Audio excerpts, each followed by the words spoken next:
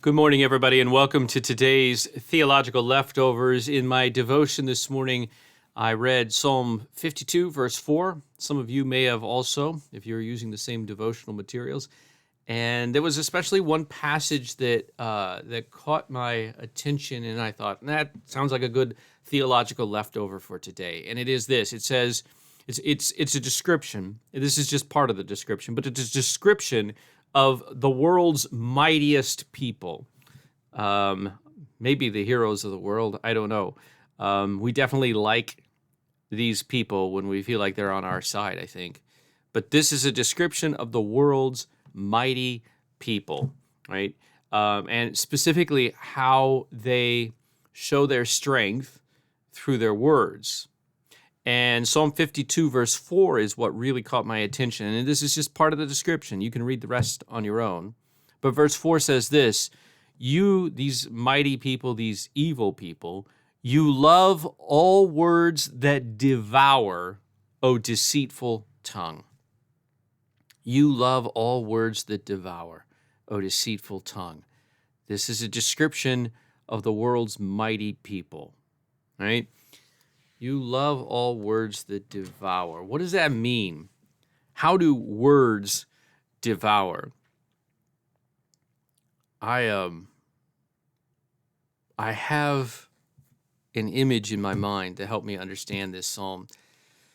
And it's gross, right? It's disgusting. Hopefully you already know this, because if not, I hate to put it into your head. But it's perfect, and it is the fly, right? The little house fly. This is exactly what they do, right? Flies do not have teeth to be able to eat what they're going to eat. So what they do is they throw up these digestive enzymes in order to kind of turn whatever they're going to eat into a soupy kind of mess that then they suck up, right? And I don't know that this is what the psalmist had in mind, but this is exactly what the psalmist is talking about. You love all words that devour. We do too. Unfortunately, we love it when, it makes us feel good. It makes us feel stronger. It makes us feel somehow in control, to be able to spew out words that kind of disintegrate all other thoughts and opinions, and even people and reputations and everything else. It's one of the ways we tend to justify ourselves and make ourselves feel more powerful. And that's kind of the idea of food too, right? We eat to make ourselves, well, we eat for all kinds of reasons, but primarily the purpose of food is to strengthen the body, right? Well, we tend to use our words in the same way, to strengthen our position so that we're more in control. We love words that devour, that give us a sense of strength and control. We are like those flies that spew out this blah onto people and really destroy, so that we can suck up and gain strength from our victory over people. How often are our words used to do battle? And that's okay, as long as we understand that the battle is for the souls of the people that we are talking to, and not to strengthen ourselves. If you want to be strengthened by words, don't try to strengthen yourself by the words that come out of your mouth. You are strengthened by the words that you hear from the Lord, right? From God's word. It is God's word that is our strength.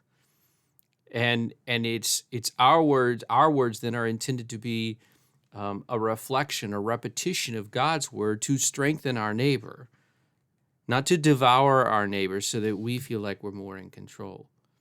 Anyway, the psalm is Psalm 52, and the verse that I shared is verse 4. You love all words that devour, O deceitful tongue. And, this is a description of the world, the evil in the world, and the way that we tend to gain strength for ourselves in the world. And that's all in contrast to God's word, whereas these words are destructive and self-promoting. God's word is creative. God's word is sustained, right? God creates and sustains what is good with his words. Now, it is true, his word can also destroy. God's word endures forever against evil. It overcomes evil. It outlasts evil. It judges evil. Ultimately, it will destroy all evil, but it's always with the purpose of loving us, of giving us salvation, of showing us mercy, of making us his eternal children. So this is God's word in contrast to what Psalm 52 describes as the words of the world.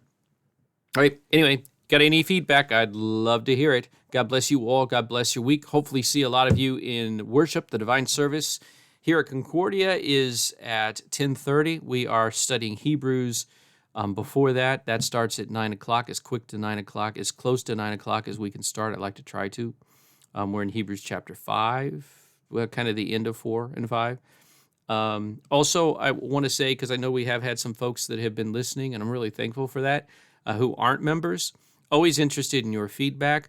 Always want to encourage you to take what you heard here, and if you have questions, if it sounds right or sounds wrong, if it's something that excites you or it's something that confuses you, I'd love to know that, because I want to be clear and I want to be biblical.